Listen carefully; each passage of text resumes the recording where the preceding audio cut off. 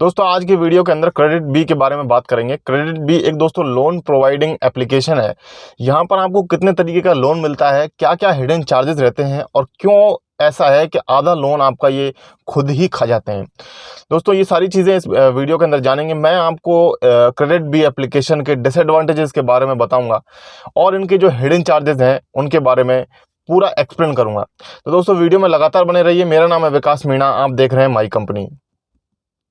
दोस्तों वीडियो को स्टार्ट करने से पहले एक रिक्वेस्ट रहेगी कि अगर आप चैनल पर नए हैं तो दोस्तों चैनल को सब्सक्राइब करके बेल आइकन को दबा लीजिए ताकि आने वाले सारे वीडियोस के आपको नोटिफिकेशन मिलते रहे। और दोस्तों साथ ही साथ मुझे फेसबुक, इंस्टाग्राम, ट्विटर पर भी फॉलो कर लीजिए। मेरा यूजर नेम है माई कंपनी 057। दोस्तों बढ़ते हैं वीडियो की तरफ। तो दोस्तों वीडियो में सबसे पहले हम बात कर लेते हैं कि क्रेडिट बी जो एप्लीकेशन है ये कितने तरीके का लोन प्रोवाइड करती है। उसके बाद हम दोस्तों जानेंगे कि क्यों ऐसा है कि आधा लोन आपका ये खुद ही खा जाते हैं। तो दोस्तों सबसे पहले मैं बता दूं कि आपको ये 3 तरीके के लोन प्रोवाइड करते हैं। दोस्तों पहला जो लोन है उसे कहते हैं फ्लेक्सी पर्सनल लोन। दोस्तों ये एक तरीके का पर्सनल लोन ही है, लेकिन छोटे अमाउंट का जो लोन होता है उसे फ्लेक्सी पर्सनल लोन की कैटेगरी में डाला गया है। तो छोटा अमाउंट कितना है, 1000 रुपये से लेकर के 10,000 रुपये तक का जो लोन है उसको इस कैटेगरी में डाला गया है। अब यहाँ पर ये जो टाइप का लोन है ये आपके काम आता है जब महीने के लास्ट में अगर आपके पास पैसे की कमी पड़ जाती है, कैश की कमी पड़ जाती है, तो दोस्तों आप उस टाइम पे इस लोन को ले सकते हैं। कोई इमरजेंसी आपको आ जाती है, कहीं बाहर जाना पड़ता है, किसी की पार्टी में जाना है, गिफ्ट देना है किसी को, या कोई और आपको ट्रेवल करना है इमरजेंसी में, तो उस केस में दोस्तों आप ये छोटा लोन लेकर के 10,000 रुपये तक अपना काम चला सकते हैं। और दोस्तों जो इसका रीपेमेंट का टेन्योर होता है वो 2 से 6 महीने तक का होता है, यानी कि 2 महीने से लेकर के 6 महीने तक की आप EMIs में इसे रीपे कर सकते हैं। अब यहाँ पर जो इंटरेस्ट रेट लगती है दोस्तों वो भी यहाँ पर 18% से लेकर के 30% के बीच में रहती है। अब इसके बाद दोस्तों सेकंड जो टाइप का लोन है वो से कहते हैं पर्सनल लोन। दोस्तों ये जो लोन है ये बड़े अमाउंट के लिए है, यानी कि 10,000 रुपये से ज़्यादा का जब हम अमाउंट लेते हैं तो उसे पर्सनल लोन की कैटेगरी में डाला जाता है। अब दोस्तों ये पर्सनल लोन भी 2 टाइप के लोगों के लिए मिलता है, सैलरीड पर्सन के लिए और सेल्फ एम्प्लॉयड पर्सन के लिए। दोस्तों इसके क्राइटेरिया बिल्कुल सेम ही है, लेकिन इसे बस जस्ट अलग अलग कैटेगरीज में इसलिए डाला गया है कि जो सेल्फ एम्प्लॉयड पर्सन है उनको लोन मिलने में यहाँ पर थोड़ी सी प्रॉब्लम आती है। आगे भी इस बारे में मैं आपको बताऊंगा। दोस्तों अभी फिलहाल ये जान लीजिए आपके सैलरीड पर्सन के लिए जो है वो ये पर्सनल लोन प्रोवाइड करते हैं। उसके लिए जो यहाँ पर इंटरेस्ट रेट मिलती है दोस्तों वो 15% से लेकर के 30% तक होती है, यानी कि जो फ्लेक्सी टाइप का लोन था वहां पर दोस्तों इंटरेस्ट रेट थोड़ी सी ज्यादा होती है। स्टार्टिंग इंटरेस्ट रेट 18% थी, और यहाँ पर चूंकि बड़े अमाउंट में मिलता है लोन, यानी कि यहाँ पर ये 10,000 रुपये से लेकर के 3 लाख रुपए तक के अमाउंट में ये पर्सनल लोन मिलता है सैलरीड पर्सन के लिए। उसके लिए दोस्तों यहाँ पर इंटरेस्ट रेट जो है वो 15% से स्टार्ट हो जाती है और 15% से लेकर के 30% तक हो सकती है। एक्चुअली ये 30% की जगह इन्होंने बताया है कि 29.95% यानी कि 29.95% बताया है, लेकिन वो राउंड ऑफ फिगर में दोस्तों 30% ही है, तो कोई ज्यादा फर्क नहीं है उस चीज में। यहाँ पर रीपेमेंट का जो टेन्योर है दोस्तों वो आपको मिल जाता है 6 महीने से लेकर के 15 महीने तक का, यानी कि अगर आप यहाँ पर 10,000 से ज़्यादा का लोन लेते हैं तो आपको कम से कम 6 महीने की EMI उसके लिए सेट करनी होती है। अब इसके बाद जो थर्ड टाइप का लोन है वो दोस्तों एक्चुअली लोन नहीं है, वो शॉपिंग के लिए E-वाउचर्स आपको प्रोवाइड करते हैं। E-वाउचर्स के नंबर दोस्तों आप यूज़ करके किसी भी इनके जो पार्टनर प्लेटफॉर्म है वहाँ पर जाकर के शॉपिंग कर सकते हैं। शॉपिंग करने पर जो भी पैसा आपका जो भी बिल बनता है उस बिल को दोस्तों इनके E-वाउचर का यूज़ करके आप पे कर सकते हैं, और जो पेमेंट आपकी बनेगी, जो लोन आपको एक्चुअली प्रोवाइड करेंगे उस लोन को दोस्तों आप बाद में अपनी EMIs में कन्वर्ट करके चुका सकते हैं। यहाँ पर जो इंटरेस्ट बनता है वो 0% से लेकर के 24% तक होता है। अब दोस्तों ये जो इंटरेस्ट रेट्स हैं ये आपके टेन्योर पे डिपेंड करती हैं और साथ साथ आपके अमाउंट पे भी डिपेंड करती हैं कि कितने अमाउंट का आपने लोन लिया है, आप उसे कितने दिन में रिपे करते हैं, और वहाँ पर आपकी प्रोफाइल के ऊपर भी डिपेंड करता है दोस्तों, आपका सिबिल स्कोर कैसा है, रिपेमेंट हिस्ट्री कैसी है, इन सब चीज़ों के ऊपर ही आपका जो लोन जो इंटरेस्ट रेट है वो डिपेंड करती है। और मैंने जो इंटरेस्ट रेट दोस्तों आपको यहाँ पर बताई हैं वो इंडिकेटिव इंटरेस्ट रेट्स हैं, यानी कि लमसम इंटरेस्ट रेट आपको यही देनी पड़ती है। अब दोस्तों बढ़ते हैं वीडियो के दूसरे सेगमेंट में जहां पर हम बात करने वाले हैं इसके कॉन्स की। तो दोस्तों कॉन्स में सबसे पहले मैं आपको बता देना चाहता हूं, अभी दोस्तों फिलहाल जो इनका ऑफर चल रहा है वहां पर इन्होंने सेल्फ एम्प्लॉयड लोगों के लिए लोन बंद कर रखा है, सैलरीड पर्सन को लोन प्रोवाइड कर रहे हैं। सेल्फ एम्प्लॉयड पर्सन के लिए लोन की प्रॉब्लम इसलिए आती है दोस्तों क्योंकि उनका जो अमाउंट आता है, जो मंथली इनकम आती है वो दोस्तों वेरी करती है, कभी ज़्यादा कभी कम होती है, और कभी कभी वो मंथली आती भी नहीं है, कभी कभी 2 महीने 3 महीने 6 महीने में इकट्ठा पैसा आता है। तो इस वजह से दोस्तों ये जो लोग हैं जो लोन प्रोवाइडिंग एप्लीकेशन हैं ये उस पैसे को इतनी श्योरिटी क्लैरिटी से नहीं दे पाते हैं, इतना उसका जो प्रोफाइल क्रिएट करते हैं वो प्रोफाइल थोड़ी सी वीक बनाते हैं। इसलिए दोस्तों वहाँ पर सेल्फ एम्प्लॉयड पर्सन्स को लोन प्रोवाइड करने में थोड़ी सी प्रॉब्लम आ रही है। लेकिन दोस्तों ये जल्दी ही इस चीज़ को चालू करने वाले हैं, सेल्फ एम्प्लॉयड के लिए भी जल्दी ही लोन लेकर के आने वाले हैं। दूसरी जो डिसएडवांटेज दोस्तों यहाँ पर आती है वो ये है कि यहाँ पर आप ईएमआई की डेट को रीशेड्यूल नहीं कर सकते। यानी कि अगर आपने 5 तारीख की डेट को शेड्यूल किया है कि मैं 5 तारीख को अपनी ईएमआई पे करूंगा, तो दोस्तों 5 को ही आपको पे करनी पड़ेगी, ना उसे 4 कर सकते हैं ना आप उसे 6 कर सकते हैं। इसके अलावा दोस्तों आप पार्शियल पेमेंट भी नहीं कर सकते हैं। कई लोग चाहते हैं, पूछते भी हैं लोग कमेंट्स में कि क्या हम पार्शियल पेमेंट कर सकते हैं ईएमआई ड्यू डेट के दिन। तो दोस्तों आप पार्शियल पेमेंट भी यहाँ पर नहीं कर पाते हैं, क्योंकि आपको फुल पेमेंट यहाँ पर करनी पड़ती है। इसके बाद अगली डिसएडवांटेज दोस्तों यहाँ पर ये है कि यहाँ पर स्टार्टिंग में जो लोन प्रोवाइड किया जाता है वो 1,000 रुपये से 10,000 का ही प्रोवाइड किया जाता है। यानी कि अगर आप ट्राई करेंगे कि सीधे मैं पर्सनल लोन के लिए अप्लाई कर दूँ, तो दोस्तों आप नहीं कर पाएंगे। यहाँ पर हर व्यक्ति को, हर इंसान को पहले यहाँ पर फ्लेक्सी पर्सनल लोन लेना पड़ता है। यानी कि 10,000 रुपये से नीचे का पहले लोन लिया जाता है। उसके बाद दोस्तों जब आप उसे रीपे कर देते हैं टाइमली, तब आपका टेन्योर दोस्तों वहाँ पर इंक्रीज किया जाता है। अब दोस्तों इसके साथ साथ एक डिसएडवांटेज ये भी है कि सारे शहरों को इन दोनों ने कवर नहीं किया है। कुछ सिटीज़ ऐसी भी रह गई हैं अभी जहाँ पर ये लोन प्रोवाइड नहीं कर पा रहे हैं। इसके साथ साथ दोस्तों यहाँ पर आपको एक टाइम पर एक ही लोन प्रोवाइड किया जाता है। ऐसा नहीं है कि आप फ्लेक्सी लोन भी ले लेंगे, पर्सनल लोन भी ले लेंगे साथ साथ दोस्तों आपने ई वाउचर्स का लोन भी वहाँ पर ले रखा है। तो इस तरीके से आप कई सारे लोन एक साथ नहीं ले सकते हैं। आप एक टाइप का लोन एक टाइम पे ले सकते हैं और उसे आप जब रीपे कर देंगे कंप्लीटली, तो आप नेक्स्ट लोन के लिए बढ़ पाएंगे।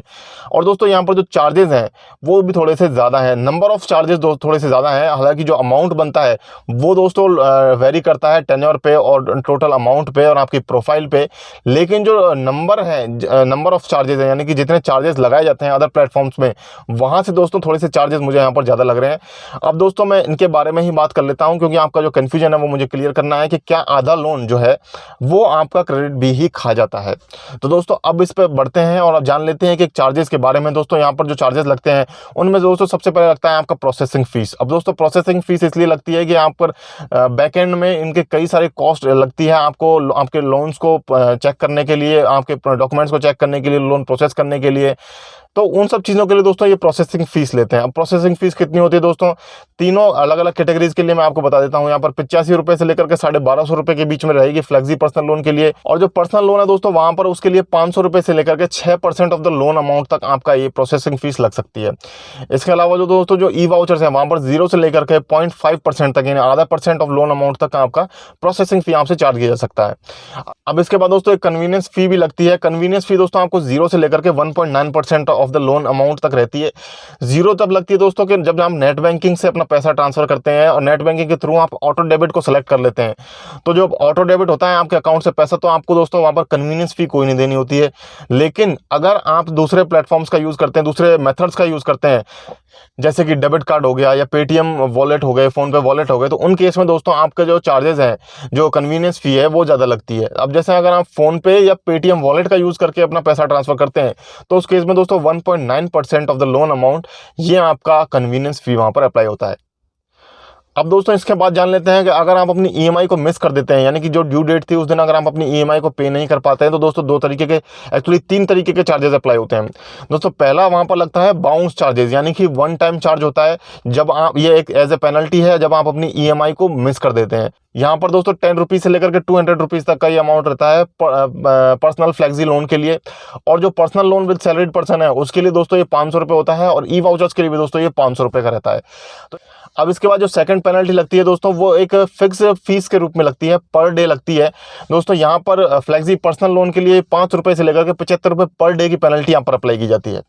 वहीं अगर पर्सनल लोन आपने लिया है और पर्सनल लोन की ईएमआई अगर आप मिस कर देते हैं, तो दोस्तों वहाँ पर जो पेनल्टी लगेगी वो दोस्तों 0.15% ऑफ द ईएमआई अमाउंट पर रहती है। यानी कि जो भी अमाउंट आपने मिस किया है, जो ईएमआई का प्रिंसिपल अमाउंट था उसके ऊपर लगेगी, और उसका 0.15% आपको पर डे अप्लाई किया जाएगा। अब इसके बाद अगर आप ई वाउचर्स पे लोन लेते हैं और उसको मिस कर देते हैं, उसकी ईएमआई मिस कर देते हैं, तो दोस्तों 0.2% ऑफ द लोन अमाउंट ये पर डे की पेनल्टी यहाँ पर अप्लाई होती है। इसके अलावा भी दोस्तों एक तीसरे तरीके का चार्ज यहाँ पर और अप्लाई किया जाता है, ये इसे कहते हैं ओवरड्यू इंटरेस्ट। कहने का मतलब ये है कि जब जो भी इंटरेस्ट आपकी रेट बनी थी, जब भी आप लोन लेते हैं तो दोस्तों यहाँ पर आपको बताया जाता है कि ये इंटरेस्ट रेट आपकी बन रही है। अब उस इंटरेस्ट रेट के अलावा कुछ एक्स्ट्रा इंटरेस्ट और अप्लाई किया जाता है जब आप अपनी ईएमआई मिस कर देते हैं। तो जिस दिन आपने ईएमआई मिस करी उससे लेकर के जिस दिन तक आप ईएमआई पे करते हैं उस दिन तक का आपका ओवरड्यू इंटरेस्ट और लगता है। यानी कि कहने का मतलब ये है, अगर पहले आपका 15% इंटरेस्ट लग रहा था तो दोस्तों हो सकता है अब आपका 18% या 19% इंटरेस्ट लगे उस ड्यूरेशन के लिए जिस ड्यूरेशन में आपने अपनी ईएमआई को मिस किया है। तो इस तरीके से अगर आप अपनी ईएमआई को मिस कर देते तो दोस्तों 3 तरीके के चार्जेस आपके ऊपर लगते हैं। पहला लगता है आपके ऊपर बाउंस चार्जेस, दूसरा लगता है लेट फीस, तीसरा लगता है ओवरड्यू इंटरेस्ट। अब इसके अलावा दोस्तों ये जो चार्जेस हैं ये ज़्यादातर हर प्लेटफॉर्म पर ही रहते हैं, बट इसके अलावा कुछ चार्जेस यहाँ पर इन्होंने और एक्सप्लेन कर रखे हैं। लेकिन दोस्तों इसका मतलब क्या है वो मैं थोड़ी देर में बताऊंगा आपको, और मैं ये भी बताऊंगा कि क्या आपको यहाँ से लोन लेना चाहिए या नहीं लेना चाहिए। तो दोस्तों इसके अलावा इन्होंने कुछ चार्जेस और अपनी वेबसाइट पर शो कर रखे हैं जो ये अप्लाई करते हैं। इन चार्जेस में दोस्तों आते हैं ऑन बोर्डिंग फीस। दोस्तों on boarding fees one time fees होती है। जब आपको पहली बार कोई लोन दिया जाता है तो वहाँ पर आपसे ऑन बोर्डिंग फीस अप्लाई की जाती है। इसके अलावा दोस्तों यहाँ पर डॉक्यूमेंट कलेक्शन फीस भी यहाँ पर अप्लाई की जाती है। डॉक्यूमेंट कलेक्शन फीस दोस्तों ये इसलिए लेते हैं क्योंकि आपके डॉक्यूमेंट्स ऑनलाइन लेते हैं, आपसे कलेक्ट करते हैं, उनको स्टोर करते हैं, और दोस्तों उनकी जो हैंडलिंग होती है उससे रिलेटेड ये लोग इनकी भी कुछ कॉस्ट लगती है, इसलिए दोस्तों ये डॉक्यूमेंट कलेक्शन फीस लेते हैं। अब इसके अलावा दोस्तों ये एग्रीमेंट फीस भी लेते हैं आपसे। जो लोन का एग्रीमेंट ये साइन करवाते हैं वो डिजिटली साइन करवाते हैं आपसे, इसलिए दोस्तों ये एग्रीमेंट फीस आपसे लेते हैं। इसके अलावा दोस्तों ये क्रेडिट रीअसेसमेंट फीस भी आपसे चार्ज करते हैं। ये फीस जो है वो तब चार्ज होती है जब आप अपनी क्रेडिट लिमिट को बढ़वाना चाहते हैं, यानी कि लोन लिमिट जब आप बढ़वाते हैं तो दोस्तों ये क्या करते हैं, आपकी रीपेमेंट हिस्ट्री को देख करके आपके क्रेडिट स्कोर को इंप्रूव करते हैं, अपडेट करते हैं, तो उसके लिए दोस्तों ये फीस ये चार्ज करते हैं। तो इस तरीके से ये 4 टाइप की फीस और है जो एक्स्ट्रा, जो मैंने अदर प्लेटफॉर्म्स पर फील नहीं करी है, लेकिन यहाँ पर ये अप्लाई हो रही है। अब दोस्तों इस तरीके से ये सारे चार्जेस हैं। अब दोस्तों इन सारे चार्जेस को अप्लाई करने के बाद क्रेडिट भी ये दावा करती है कि इनके अलावा कोई हिडन चार्ज नहीं लगेगा। दोस्तों मैंने जैसा कि पहले भी आपको बताया है कि जिन वेबसाइट्स पर चार्जेस को खुल करके एक्सप्लेन किया जाता है, ट्रांसपेरेंसी के साथ बताया जाता है, वो प्लेटफॉर्म दोस्तों काफ़ी ज़्यादा मैं खुद भी रिकमेंड करता हूं। तो दोस्तों आप भी इस प्लेटफॉर्म से जाकर के लोन ले सकते हैं। हालांकि दोस्तों यहाँ पर चार्जेस थोड़े से ज़्यादा है, लेकिन दोस्तों उम्मीद करता हूँ कि इन सब चार्जेस को जान लेने के बाद इसके अलावा कोई एडिशनल चार्ज आप पर अप्लाई नहीं किया जाएगा। अगर किया जाता है तो दोस्तों ये क्रेडिट बी की गलती है, इनको इम्प्रूव करना चाहिए। इन्होंने खुद वेबसाइट पर लिख रखा है कि नहीं, हम इसके अलावा और कोई चार्ज नहीं करेंगे, तो इसके अलावा दोस्तों कोई और चार्ज नहीं होना चाहिए। दूसरे कई प्लेटफॉर्म्स ऐसे हैं जहां पर आपको ये चार्जेस के बारे में खुल करके नहीं बताया जाता है और सीधे ही अप्लाई कर देते हैं, तो दोस्तों वहां पर आपको एज ए हिडन फीस ये चार्जेस महसूस होते हैं। लेकिन यहाँ पर दोस्तों ऐसा नहीं है, यहाँ पर आपको सारे चार्जेस पहले ही खुल करके बता दिए गए हैं। और इसके अलावा जब आप लोन भी लेते हैं तो लोन आपका अप्रूव होता है तो उस टाइम भी दोस्तों आपको ये सारे चार्जेस बताए जाते हैं। तो इस तरीके से दोस्तों ये प्लेटफॉर्म जो है वो मुझे काफ़ी अच्छा लग रहा है, काफ़ी ट्रांसपेरेंट प्लेटफॉर्म लग रहा है। आप यहाँ से लोन ले सकते हैं, मैंने लिंक नीचे डिस्क्रिप्शन में दे रखा है। इसके अलावा भी दोस्तों जो मेरी फेवरेट लोन एप्लीकेशन है उनके लिंक आपको नीचे डिस्क्रिप्शन में मिल जाएंगे, वहाँ से भी आप लोन अप्लाई कर सकते हैं। और दोस्तों अगर आपके पास कुछ पैसा अपने सेविंग्स अकाउंट में एक्स्ट्रा पड़ा हुआ रहता है और आप उस पर इंटरेस्ट जनरेट करना चाहते हैं तो दोस्तों आप अपना डीमैट अकाउंट ओपन कर सकते हैं। अपस्टॉक्स में मैंने नीचे लिंक डाल रखा है अपस्टॉक्स का, वहाँ पर जाकर आप अपना डीमैट अकाउंट बना सकते हैं और अपनी इन्वेस्टमेंट जर्नी को स्टार्ट कर सकते हैं। तो इसी तरीके के वीडियोस को देखने के लिए दोस्तों चैनल को सब्सक्राइब कर लीजिए, बेल आइकन को दबाकर सारे नोटिफिकेशंस को ऑन कर लीजिए ताकि आने वाले सारे वीडियोस के नोटिफिकेशन आपको मिलते रहे। मुझे फेसबुक, इंस्टाग्राम, ट्विटर पर भी फॉलो करना मत भूलिएगा दोस्तों। मेरा यूजर नेम है माई कंपनी 057। इसी तरीके के वीडियोस में हर संडे और वेडनेसडे को दोपहर 12 बजे लेकर के आता रहता हूं। तो दोस्तों तब तक के लिए मुझे दीजिए इजाजत। जय हिंद, जय भारत।